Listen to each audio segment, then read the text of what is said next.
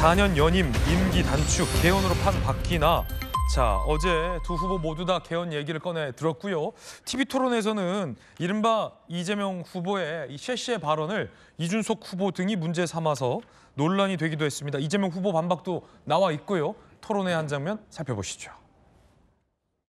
이재명 후보께서 최근에 중국과 대만에 관여하지 말고 모두 CC하면 된다 이래가지고 비난을 받은 바가 있습니다. 이건 너무 친중국적인 입장 아니겠습니까? 제가 드리는 말씀은 국익 중심으로 판단해야 되고 대만과 중국 간의 그 분쟁에 우리가 너무 깊이 관여할 필요가 없다. 우리는 거리를 유지해야 된다. 결국 양안 관계가 발생했을 때 유사시 상황이 발생했을 때 개입하겠다는 겁니까? 상황이 전개가 됐을 때 그 상황에 맞춰서 유연하게 판단해야 되고 판단의 기준은 역시 대한민국의 국익이라야 되고요. 미국 입장에서 트럼프가 한국이 북한하고 좀 싸우면 어때? 우리 그냥 둘 다 CC하면 되지. 이렇게 나오면 곤란한 거 아닙니까? 뭐든지 극단화시키는데 통상적인 국제관계의 얘기를 한 것이고 침략을 한다든지 전쟁이 벌어진다든지 하는 상황이 벌어졌을 때는 그 상황 또 다른 것이죠.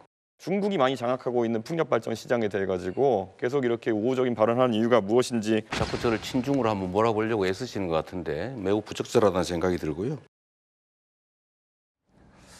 양쪽에 쉐시하면 된다라는 이재명 후보의 이 외교안보 인식이 문제다라는 이준석 후보의 비판. 그리고 이재명 후보는 나를 친중으로 자꾸 몰려하고 있다. 굉장히 부적절하다라는 비판의 의견을 각각 냈습니다. 이재명 후보의 그 쉐시 발언 한번 들어보시죠. 중국 사람들이 한국 싫다고 한국 물건을 사질 않습니다. 왜 중국을 집적거려요? 그냥 쎄쎄. 대만에도 쎄쎄.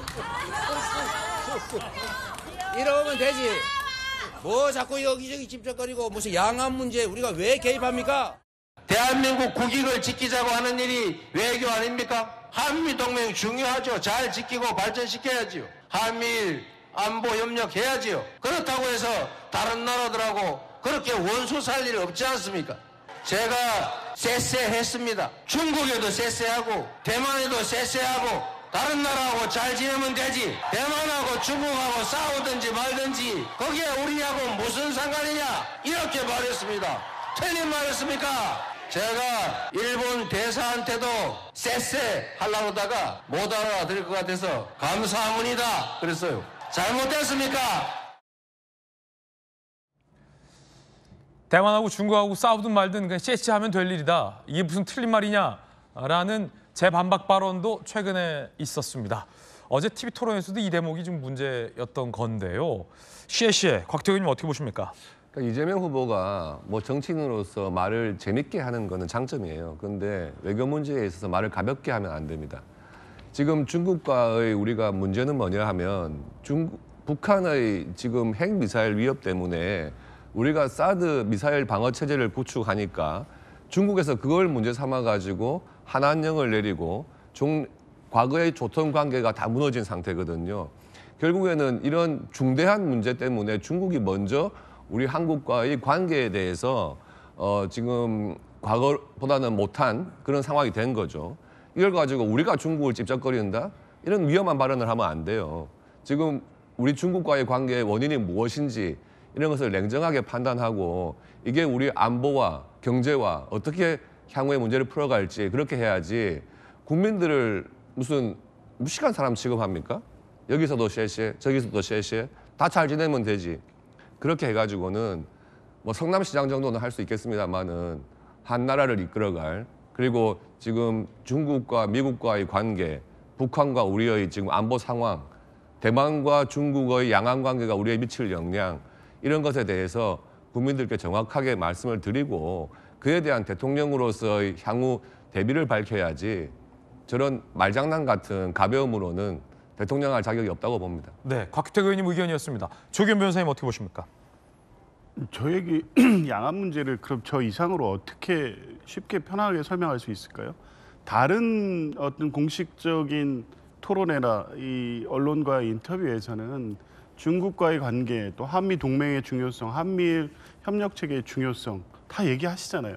한미 동맹을 축으로 한미일 협력 관계를 중심으로 해서 외교를 펼치되 중국, 러시아의 관계는 경제 문제도 있고 동아시아 전체의 안보 문제와 관련돼 있으니까 실용적, 국익적 관점에서 접근한다.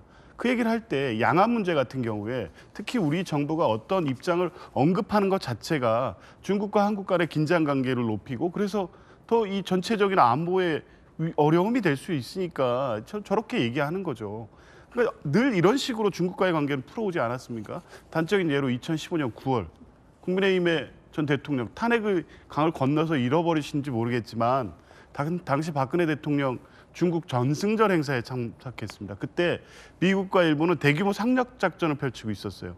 왜냐하면 그런 행사 자체에 대해서 반발하는 걸 군사적으로 보여주려고. 그 당시에 박근혜 대통령 중국 전승절 행사에 참석했고요. 독일의 메르켈 총리도 부담스러워서 안 갔던 열병식까지 참석했습니다. 왜 그러셨을까요? 다 이 전체적으로 이 동북아에서의 어떤 외교를 그렇게 할 수밖에 없는 처지에 있는 게 한국입니다. 이 양안 문제 관련해서는 그래서 직접적인 언급을 하는 게 아니라 대만과 중국 모두와의 관계가 중요하기 때문에 이 부분에 대해서 어느 편을 들어야 된다? 한미일 안보협력체에 들었으니까 당연히 대만의 같은 입장에 있어서 중국의 군사적 적대를 해야 된다. 이렇게 얘기하면 됩니까 지금? 그게 지금 중국과의 외교적 관계 또 미국과의 외교적 관계를 제대로 푸는 건가요?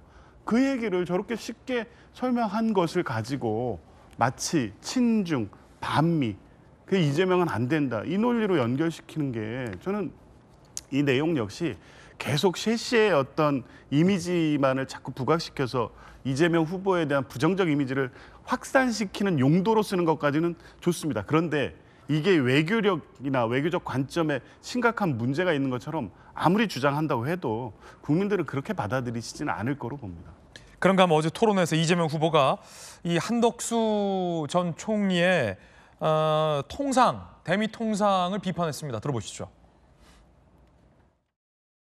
이 통상 문제에 관해서 이게 한덕수 총리도 역시 일종의 정치적 공동체 아니었습니까? 책임을 같이 져야 될 텐데 지금 대미 관세 협상과 관련해서 이분이 그렇게 말씀하셨어요. 트럼프 대통령이 자랑스러워할 협상을 했다 이렇게도 얘기하고 또 한 번은 원래 무역과 안보를 분리하는 게 우리 정부의 기본 방침인데 사안의 성격에 따라서 방위비 협정을 다시 할 수도 있다 이렇게 인터뷰를 하셨어요. 이거 바람직한 태도라고 보십니까? 그렇게 하면 안 되는 거 아닌가요? 네, 그 부분에 대해서는 뭐 여러 가지 문제 제기를 하시는 것도 좋지만은 한덕수 총리가 그만두면 최상목 부총리가 통상을 맡아야 되는데 계속 탄핵한다 그래서 그것도 그만뒀지 않습니까? 그러니까 사람이 일을 할 수가 없어요. 총리 탄핵하고 대통령 탄핵하고 또 경제부총리 탄핵하고 계속 탄핵해서 또 법은 아까 말씀드린 우리가 하자는 거 안 해준 거 없다 그러는데 그동안 얼마나 많은 법을 안 해줬어요. 잠깐만요. 그거는 뭐 제가 여기서 말씀드릴 필요 없이 국회에서 더 잘하시고 너무 무책임한다는 생각이 드는데요. 지금 이게 미국 대통령이 자랑스러워할 협상이다 이렇게 얘기한 거는 퍼주기 하겠다는 취지인데 이런 점에 대해서 책임을 좀 지는 게 중요하다는 생각이 들고요. 자, 지금 이재명 후보가 비판하는 지점, 박성민 최고 어떤 부분입니까? 그러니까 지금 그 한덕수 전 총리가 이제 권한대행으로 있을 때 어떤 통상 협상을 어떤 본인의 이 대선 출마의 발판으로 삼으려는 거 아니냐. 그리고 지금 심지어는 뭐 일본이라든지 미국이 지정했던 우선 협상국들조차도 사실은 이 속도 조절을 하면서 신중하게 미국의 이 입장을 관찰하고 그리고 최대한 어떤 빠른 협상, 졸속 협상보다는 최대한 신중하게 본인들의 국익을 위해서 협상을 이어가는 그런 흐름들이 관측이 됐는데 당시에 이제 한덕수 전 총리가 어떤 출마설이 나올 때 굉장히 통상 협상이 좀 서둘러지는 이런 모습들이 있었거든요. 그렇기 때문에 방금 이재명 후보가 언급했던 그런 멘트 하나하나들을 생각해 보면 결국 이 한덕수 전 총리가 이 본인의 대선 출마를 위해서 졸속 협상을 이뤄내고 결국에 그것을 치적 삼아서 출마를 하려고 했을 때 결국 국익보다는 오히려 국가에 해가 되는 방향으로 이것을 끌고 가는 것이 아니냐라는 우려가 상당했었습니다. 그렇기 때문에 이것을 두고 김문수 후보는 어떻게 생각하느냐라고 이제 지적과 비판을 동시에 한 것이고 여기에 대해서 사실 김문수 후보도 어느 정도 인정을 했죠. 뭐 방위비 문제가 언급이 된다던가 아니면 미국 우선식으로 협상이 이루어지는 듯한 그런 발언들 이런 것들은 잘못된 것이다라는 취지의 발언 혹은 그렇게 들릴 수 있는 발언을 했단 말입니다. 그렇기 때문에 김문수 후보도 거기에 대해서 잘못이 있다라는 점에 대해서는 아예 반대하는 입장은 아닌 것 같아요. 그런데 그러다 보니까 할 말이 없다 보니 왜냐하면 한덕수 총리가 사실은 국민의힘 내부에서 국민의힘 지도부가 김문수 김문수 후보를 내려보내고 교체를 하고 한덕수 후보를 본후보로 만들려고 했던 거 아닙니까? 그렇기 때문에 본인도 할 말이 딱히 없는 거예요. 근데 그러다 보니까 결국에는 최상목 대행 뭐 탄핵하지 않았냐 이런 식으로 탄핵으로 말을 피해갔지만 결국에 저 문제 지적의 핵심은 우리나라의 통상 협상 과정에서 우리나라의 국익이 과연 최우선으로 고려가 되면서 이 한덕수 전 권한대행이 이 일을 행했느냐 이 부분에 대해서 어떻게 생각하느냐를 지적을 한 거죠. 예. 자, 그런가 하면 어제 두 후보 모두 다 개헌안을 꺼내 들었습니다. 이재명 후보는 4년 연임제를, 김문수 후보는 4년 중임제를 꺼내 들었습니다. 김 후보는 본인이 대통령에 당선되면 임기를 3년으로 본인의 임기는 3년만 하겠다. 그러니까 다음 총선과 맞추겠다라는 걸 밝히기도 했습니다. 자, 그런데 국민의힘에서 이재명 후보의 이 4년 연임제에 대한 이런 비판의 목소리가 나왔습니다. 장기 집권 여지 두고 있는 건 아닌지 밝혀야 된다. 푸틴의 그림자, 꼼수 개헌안이다 등등에 나왔습니다. 그러자 이재명 후보가 현직 대통령은 적용 안 된다라고 밝혔습니다. 들어보시죠.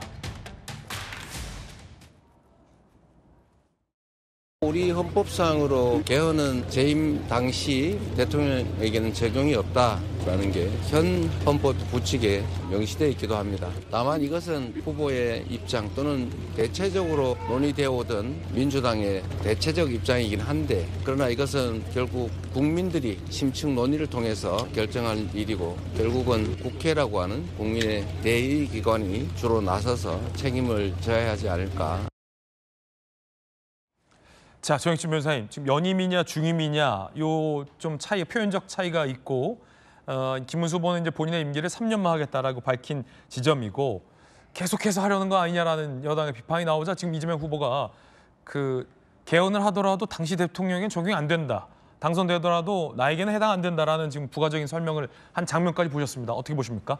글쎄 우리나라 헌법에 대통령 임기 5년만 딱 하도록 5년 단임제로 그렇게 규정이 되어 있는데요. 그거는 어떠한 치밀한 고민이 있었던 게 아니고 그때 87년에 5년 단임으로 한 거는 굉장히 그 이유가 심플했어요. 군부 독재를 더 이상 연장하면 안 되고 어떤 사람이 대통령 되더라도 그 이전에 뭐 전두환 대통령, 그 이전에 박정희 대통령처럼 뭐 18년 이렇게 하면 안 된다. 그렇기 때문에 5년만 딱 한다. 그렇기 때문에 헌법 부칙에 조금 전에 이재명 후보가 정확하게 말씀하신 거거든요. 헌법 개정돼가지고 대통령의 그 임기가 늘어난다고 하더라도 그 헌법을 개정한 그 대통령 자체에 대해서는 그 사람에 대해서는 더 이상 임기 연장할 수 없도록 해야 된다. 그 이야기를 한 것이다라고 이재명 후보가 명확하게 말씀을 하셨는데 만약에 이재명 후보가 4년 연임제 한다라고 하면 4년 중임제 이런 식으로 헌법을 개헌한다라고 하면은 김문수 후보랑 똑같이 언제가 될지 모르겠는데